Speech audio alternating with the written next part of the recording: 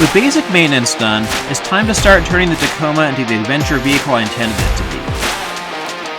I'm installing a roof rack for a future solar project, an auxiliary wiring system for accessories like lights and air lockers, thermal insulation and sound dampening, a modern sound system, and a ham radio. Except, something bad happened. Something that set me back several months. Alright guys, it's been 6 months. I'm almost done with the Tacoma, or I was, until this happened.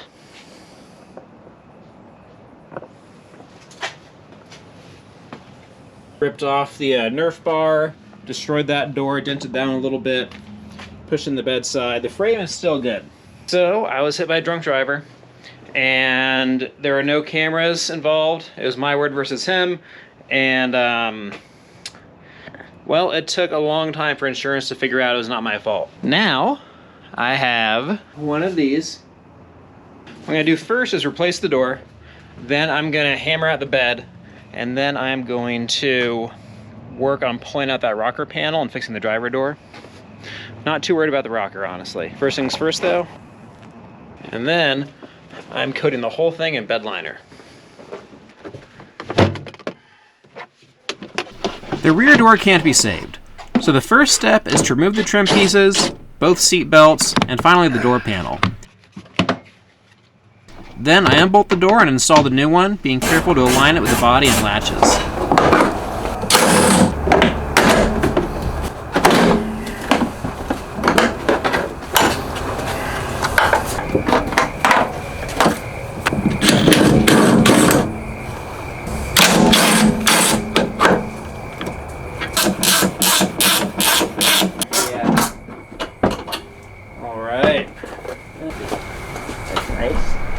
Man, it's kind of nice, an open air vehicle. Maybe I should leave the doors off.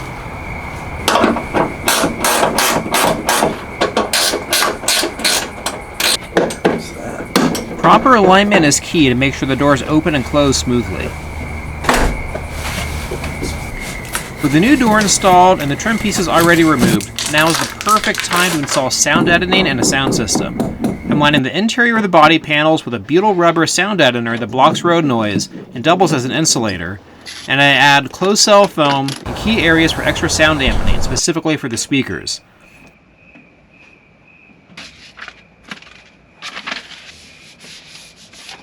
After installing sound deadening, the next step is to run 14 gauge speaker wire and install the speakers and amplifiers. Alright guys, this is how you feed speaker wire through the grommet into the door. You feed a zip tie through, that way. Then you duct tape the speaker wire to it, you pull it through. Then you duct tape the other speaker wire to that and you pull that through. It's actually not that bad that way. Otherwise you're going to spend like 2 hours here trying to just poke a wire through and it's not going to happen. Oh, it comes right out, cool. Alright guys, seriously, don't worry about breaking these clips. They are like 5 cents each on Amazon, and you're gonna break some. I do have like a set of these special, I don't know what they're called, pry thingies, and I don't even use them because usually these things either yank out when you pull the door panel or they break. I just plan on replacing about half of them.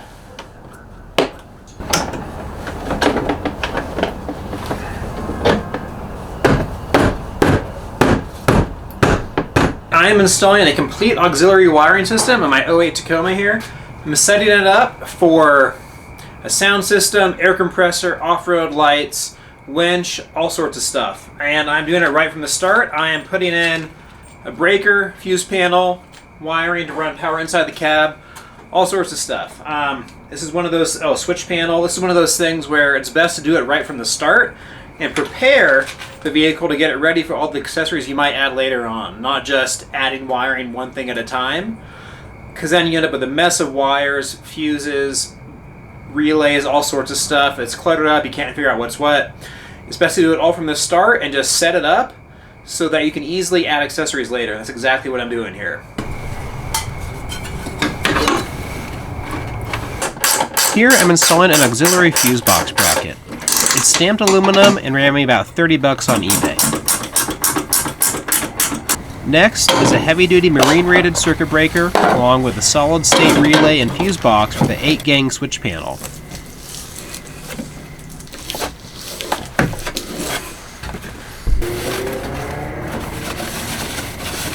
The fuse box is too big to mount with screws, so I use a combination of Velcro and zip ties.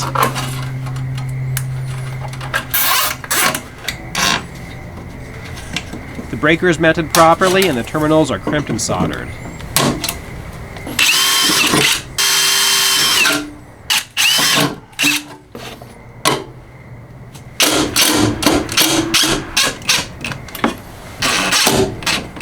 Cool.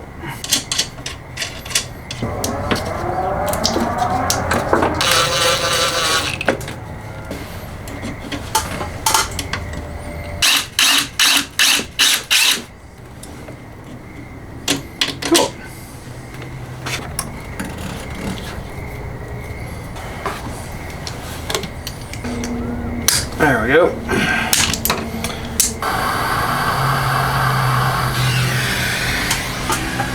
Alright guys, so I am using these military style terminals here. I use these in all my vehicles. I'm really happy with them. What I love about these is that they have this extra bolt here for attaching accessories. It's super easy to hook up a winch and to hook up, well, a breaker and a fuse panel like I'm doing. So it's just, it gives you more options. And this, I don't know what's going on here. That's not the original.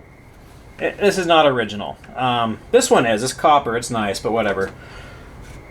That is janky and hammer needs to be replaced.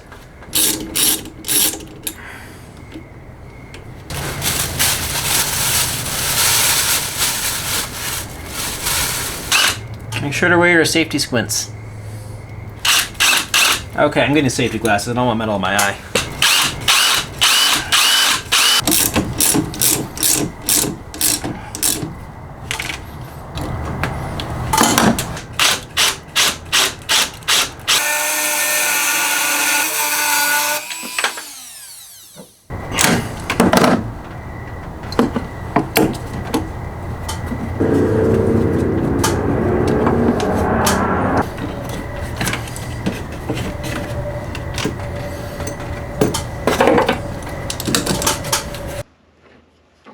It's gonna be like that.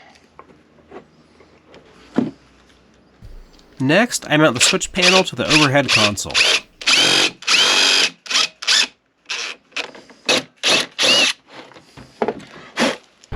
Because I'm installing a roof rack, ham radio, switch panel, and eventually solar, I need to remove the headliner and drill some holes.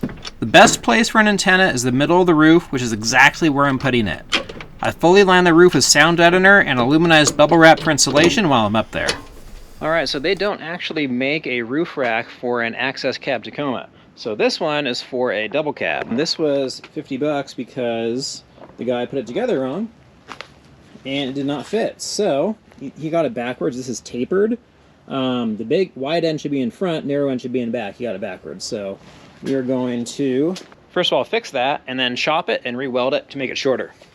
So I can put solar panels on the roof. It's like 48 at most.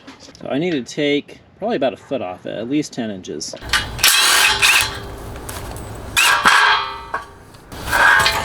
All right, I need to take 10 inches off of this, which is about the spacing between each crossbar, which is perfect. So I'll just remove a crossbar, and I'm gonna do it in the middle where it's flattest, because the beginning and end contours of the roof are the same on the access cab and quad cab. So I'm going to remove it from the middle, and it should work, hopefully. I'm going to take out this section here, probably remove this crossbar, and I'll mark a 1/2 inch from the end of that hole. Okay, I'll do the same thing here.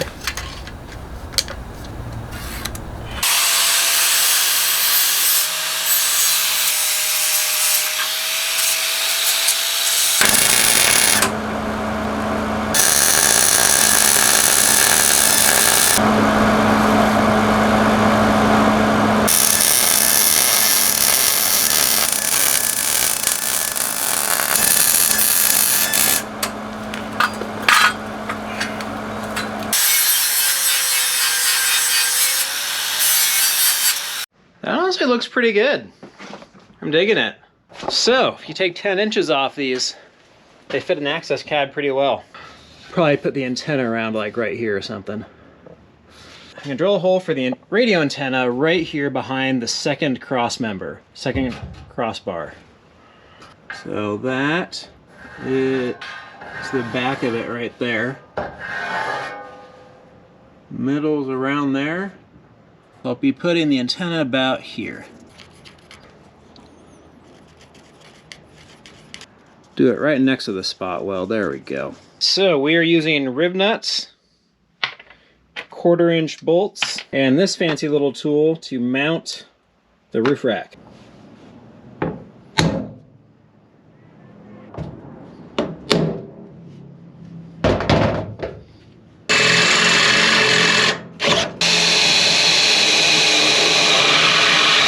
While rib nuts usually go on dry, I'm coating them with windshield urethane to ensure a good seal and prevent any leaks.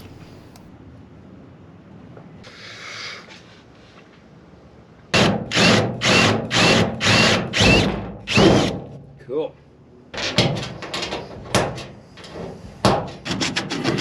I sand down to the bare metal so the antenna can ground properly, and then I move on to the wiring.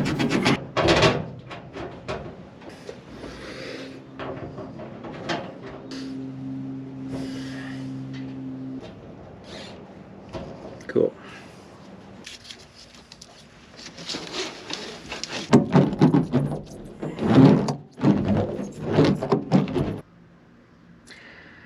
I think that's looking pretty good. Up next is the aluminized bubble wrap for insulation. That is going to insulate it super well. I did this in my last truck, and it is going to be like 20 degrees colder inside the truck on a hot day when I leave it parked. It makes a world of difference, it really does. In the wintertime, it keeps it warmer too. And it dampens noise from like rain. I'm a huge fan, guys. I'm excited.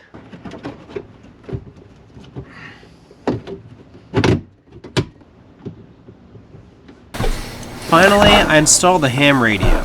I already have a brake controller for towing on the driver's side under the dash, so it goes on the passenger side where Casey has to deal with it.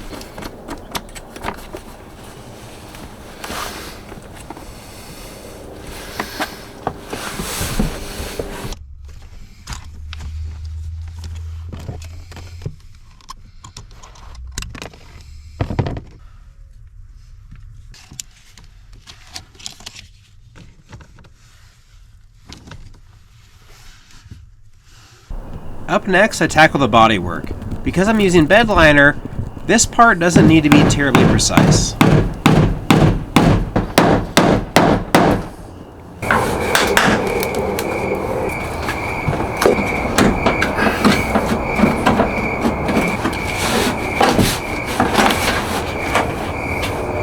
Alright, it is porta power time. The porta power is a hydraulic ram with various fittings that let me press the bedside back outwards from the inside. This takes care of most of the damage, and I smooth out the rest with a body hammer set.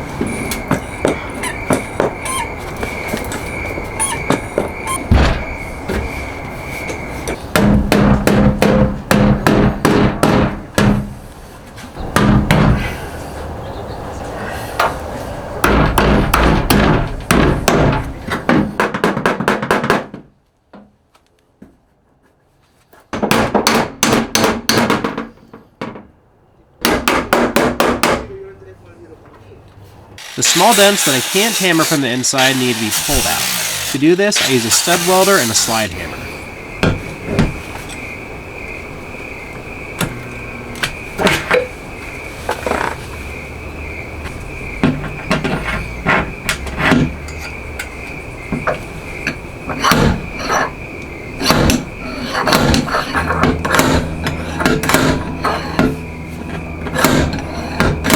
The studs cut off easily with an angle grinder when I'm done with them.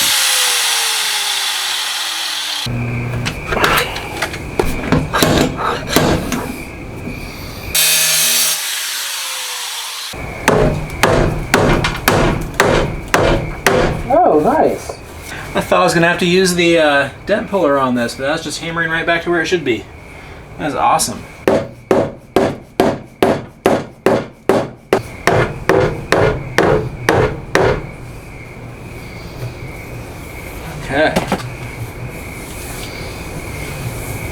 After I've worked the metal as much as I can, I prep the body for filler to smooth out the remaining imperfections.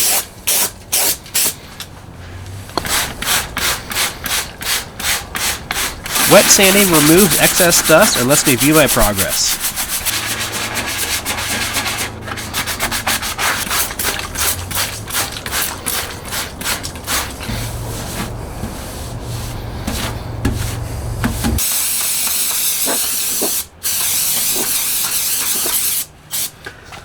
There's nothing wrong with a little bit of Bondo as long as you don't overdo it.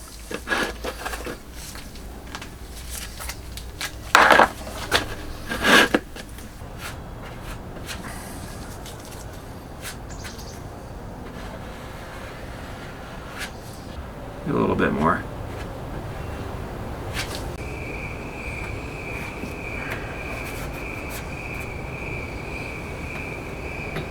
Well, hopefully that's enough. Then I sand and primer the damaged area to get it ready for bed liner.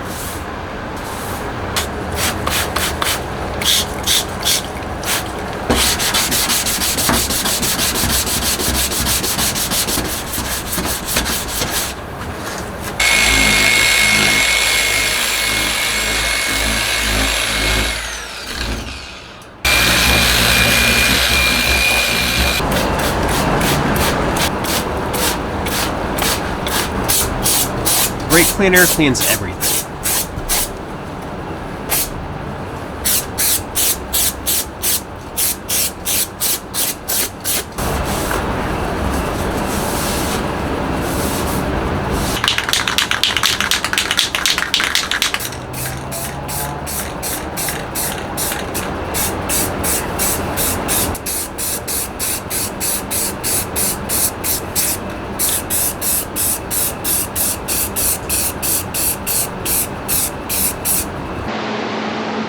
With the body work done, it's time to prep the truck for bed liner. Before the first coat, I get the truck ready for bumpers, sliders, and a snorkel. If you'd like to subscribe to see what's next.